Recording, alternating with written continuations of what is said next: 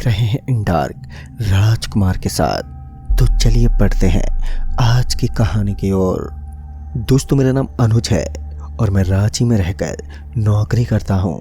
ये कहानी है आज से ठीक 3 साल पहले की, जब मैं अपने ऑफिस में काम ख़त्म करके अपने घर लौट रहा था। आज ऑफिस में कुछ ज़्यादा ही काम था, जिस वजह से रात के 10 बज गए थे। इसलिए अब मैं ऑफिस से निकल ही रहा था तो एक लड़के ने मुझसे कहा, भाई अगर आप बुरा ना मानो तो क्या आप मुझे भी अपने साथ लेकर जा सकते हो? वो क्या है ना कि मेरी बाइक में कुछ खराबी आ गई है और मैं भी उसी तरफ जा रहा था। मैंने जब उसकी ओर देखा तो वो इस वक्त अपनी बाइक को स्टार्ट करने की कोशिश कर रहा था, जिसके बाद फिर मैं समझ गया इसके बाइक में सही में कुछ प्रॉब्लम हो गई होगी। और फिर मैंने खुशी खुशी में उसे हाँ कह दिया और फिर हम दोनों अपनी कार में जाकर बैठ गए और वहाँ से तुरंत ही निकल पड़े। रास्ते में उस लड़के और मेरे बीच बातें होने लगी और उस लड़के ने मुझे अपना नाम शुभम बताया और हम दोनों इधर उधर की बातें करने लगे और मेरी कार अपनी रफ्तार से आगे बढ़े जा रहे थे। और देखते ही देखते शहर की सारी चकाचौंध पीछे छूट गई। फिर शुभम ने मुझसे कहा, भाई आपको भूख नहीं लगी? यहीं पास में है ना एक छोटा सा रेस्टोरेंट है, चलो कुछ खा लेते हैं। मैंने सुबह से कुछ ठीक से खाया तक नहीं था, तो मैंने भी शुभम की इस बात पर हामी भर दी और बस फिर हम दोनों उस रेस्टोरेंट तक पहुंच गए, जो कि शहर की आखिरी रेस्टोरेंट थी, क्योंकि अब इसके आगे हमें सिर्फ और सिर्फ घना जंगल मिलने वाला था। हम दोनों वहां जाकर खाना खाने लगे कि तभी उस रेस्टोरेंट के मालिक ने हमसे पूछा, इतनी रात को आप दोनों कहाँ जा रहे हो? तो मैंने कहा कि वो दरअसल आज मैं थोड़ा लेट हो गया हूँ, ऑफिस में कुछ काम था। जिस पर उन्होंने कहा, अच्छा होगा कि आप दोनों आगे ही ना जाओ, क्योंकि रात को इस रास्ते से जाना खतरे से खाली नहीं है। मैंने मन ही मन सोचा कि ज़रूर ये आदमी हमें डराने की कोशिश कर रहा है। आखिरकार मैं खुद उस रास्ते से ना जाने कितनी ही बार गुजर चुका था। इसके बाद फिर हम दोनों खाना खाने के बाद अपनी गाड़ी की तरफ बढ़ने लगे कि तभी उस रेस्टोरेंट के मालिक ने कहा, आप जा रहे हो तो ठीक है, लेकिन चाहे कुछ भी हो जाए भूल से भी वो शॉर्टकट रास्ता मत ले लेना। इस पर शुभम ने कहा, क्यों, क्या हो जाएगा? जिस पर उस रेस्टोरेंट के मालिक ने कहा, इस रास्ते से गुजरने वाले लोग कभी भी अपनी मंजिल तक नहीं पहुंच पाते। मैंने उनकी बातों को अनदेखा करते हुए जाकर अपनी गाड़ी में बैठ गया और फिर शुभम से भी बैठने को कहा और फिर हम दोनों आगे की सफ़र के लिए निकल पड़े। मैंने अपने फ़ोन में चेक किया तो मुझे उस रास्ते के अलावा भी एक दूसरा रास्ता दिख रहा था, जो कि एक शॉर्टकट रास्ता था और ये वही रास्ता था जिसके बारे में उस रेस्टोरेंट के मालिक ने हमें बताया था। मैंने उनकी बातों को अपने दिमाग से निकाल दिया और चुपचाप आगे बढ़ने लगा। हम जैसे जैसे आगे बढ़ रहे थे, अंधेरा और भी घना होता जा रहा था। ऐसा लग रहा था मानो हमारी गाड़ी की रोशनी इस अंधेरे को भेद नहीं पा रही थी। मैं खिड़की से ठंडी ठंडी हवाओं को अपने चेहरे पर महसूस कर पा रहा था, जो मुझे ना जाने क्यों आज कुछ अजीब सी ही लग रही थी। मैं जैसे जैसे आगे बढ़ता जा रहा था, मुझे ना जाने क्यों बेचैनी सी होने लगी और ये बेचैनी धीरे धीरे बढ़ती ही जा रही थी। अचानक शुभम की चीख से मैं एकदम से घबरा गया और झट से मैंने गाड़ी की ब्रेक को दबाया। मैंने जब सामने की तरफ देखा तो मैंने पाया कि सड़क के सामने एक बड़ा सा पेड़ गिरा हुआ था और उस पेड़ की वजह से वो रास्ता पूरी तरह से बंद हो चुका था। मैंने शुभम की तरफ देखा, जो कि काफ़ी डरा हुआ दिखाई दे रहा था। तभी मैंने पूछा, क्या हुआ भाई, बस पेड़ ही तो है? जिस पर शुभम ने कहा कि सामने देखो वो शॉर्टकट रास्ता, ये पेड़ ऐसे गिरी है जैसे कोई चाहता है कि हम उसी शॉर्टकट वाले रास्ते से जाएं। मैंने शुभम की बात को मजाक में लेते हुए कहा, भाई क्या तुम भी उस रेस्टोरेंट वाले की बातों को लेकर बैठ गए? ये भूत प्रेत जैसे कुछ नहीं होता है, ये सब बस मन का वहम होता है। जिस पर शुभम ने कहा कि चाहे कुछ भी हो जाए हम उस रास्ते से नहीं जाएंगे।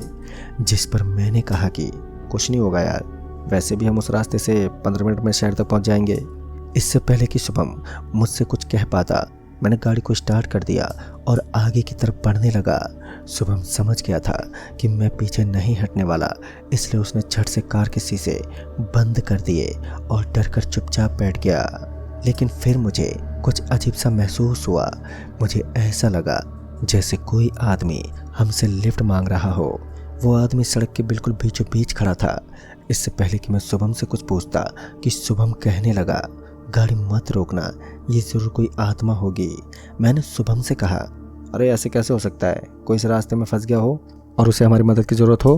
मैंने धीरे धीरे अपनी कार की रफ्तार को कम करने लगा, लेकिन जैसे जैसे मैं उस इंसान के करीब जा रहा था, मुझे उस इंसान के चेहरे पर बदलते भाव साफ साफ दिखाई देने लगे।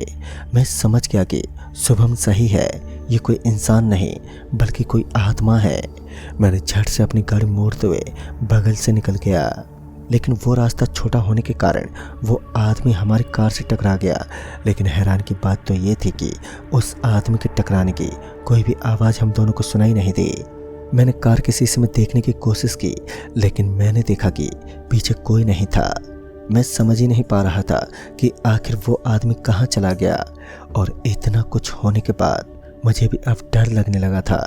मैं अपने मोबाइल से चेक करने लगा कि आखिर और कितनी दूर हमें जाना है, लेकिन तभी देखते ही देखते मेरा मोबाइल एकदम से बंद पड़ गया। मैंने शुभम से उसका मोबाइल मांगा, लेकिन शुभम का मोबाइल भी काम करना बंद कर चुका था। मैं समझ गया कि ये जगह असामान्य है। मैं ये सब सोच ही रहा था कि तभी मुझे मेरे पैरों के पास कुछ महसूस हुआ। मैंने जैसे ही नीचे की ओर देखा तो मैंने पाया कि कोई हमारी गाड़ी के ब्रेक दबा रहा था, और देखते ही देखते मेरी कार की रफ्तार कम होने लगी। फिर अचानक से शुभम चिल्लाया, भाई भाई सामने देख। मैंने जैसे ही अपने सिर को उठाया तो मैंने देखा कि इस बार भी वही आदमी हमसे लिफ्ट मांग रहा था, लेकिन इस बार मेरी कार ना जाने क्यों अपने आप ही धीमी होते जा रहे थे, और हम जैसे जैसे उनके पास पहुंच रहे थे मेरी कार बंद सी होने लगी। ये देखकर शुभम अब बुरी तरह से घबरा गया और गुस्से से मुझ पर चिल्लाने लगा। फिर मैंने उसे बताया कि ये सब मैं नहीं कर रहा, और फिर जल्दी से मैंने अपनी कार की खिड़की बंद कर ली, और देखते ही देखते मेरी कार बंद पड़ गई। उस वक्त मुझे ऐसा लग रहा था जैसे अब हमारी मौत निश्चित है, कि तभी अचानक से एक हाथ खिड़की को तोड़ता हुआ अंदर आया और मुझे पकड़ लिया। लेकिन उसके मुझे छूते ही वो आत्मा अचानक से गायब हो गई। इससे पहले कि मैं कुछ समझ पाता कि मैंने देखा कि वो आत्मा शुभम की तरफ थे, और फिर वही हुआ जिसका हमें डर था। उस आत्मा ने शुभम को पकड़कर कार से बाहर खींच लिया और उसे घसीटते हुए कहीं पर लेकर जाने लगी। मैंने अपने हाथ की ओर देखा तो मेरे हाथों में एक कड़ा था जो कि मेरे पिताजी ने मुझे देवघर से ला कर दिया था। मुझे ये समझते जरा भी देर नहीं लगी कि आज भोले बाबा की वजह से मैं बाल बाल बचा। मैं समझ गया था कि जब तक मेरे हाथ में ये कड़ा है मुझे कुछ नहीं होने वाला। और फिर मैं जल्दी से अपने कार से नीचे उतरा और अपने दोस्त की तरफ जाने लगा, लेकिन अंधेरा होने की वजह से मुझे कुछ साफ साफ दिखाई नहीं दिया, और शुभम देखते ही देखते मेरी आंखों से ओझल सा हो गया। लेकिन फिर मैंने जैसे ही पीछे मुड़कर देखा तो शुभम मेरे पीछे ही खड़ा था, और अब उसकी आंखें पूरी तरह से काली पड़ चुकी थीं। मैं समझ गया था कि शुभम के अंदर शायद वो आत्मा अब कब्जा कर चुकी है। तो मैंने जल्दी से अपने गले से एक माला उतारकर शुभम को पहनाने की कोशिश की, लेकिन देखते ही देखते वो कहीं पर गायब सा हो गया। मैं समझ चुका था कि ये आत्मा मुझे शुभम का इस्तेमाल करके फंसा रही थी। मैं तुरंत जाकर अपनी कार में बैठा और गाड़ी स्टार्ट करने की मैं कोशिश करने लगा। इस बार गाड़ी एक ही बार में स्टार्ट हो गई और मैं पूरी रफ्तार बढ़ाकर अपने घर आ गया। और फिर अपने घर पहुंचने के बाद मैंने अपने ऑफिस में कॉल किया ताकि वो लोग शुभम की मदद के लिए पहुंच सके। लेकिन इस बार मैंने कॉल पर जो सुना वो सुनकर मैं सहम गया। ऑफिस वालों का कहना था कि उनके ऑफिस में कोई शुभम नाम का इंसान काम ही नहीं करता। दोस्तों, उस दिन के बाद से मैं कभी अकेले अपने ऑफिस नहीं गया, और कुछ समय के बाद ही मैंने उस नौकरी को भी छोड़ दिया। मैं आज भी जब उन चीज़ों के बारे में सोचता हूँ तो मन में कई सवाल आते हैं कि आखिर था वो कौन। तो दोस्तों, इस कहानी में बस इतना ही। कहानी आपको पसंद आई हो तो लाइक शेयर ज़रूर करें, और साथ ही हमें कमेंट बॉक्स में ज़रूर बताएं। तो मैं आपका दोस्त राजकुमार जल्दी ही मिलूँगा ऐसे ही एक और नई कहानी के साथ। तब तक के लिए बाय एंड टेक केयर।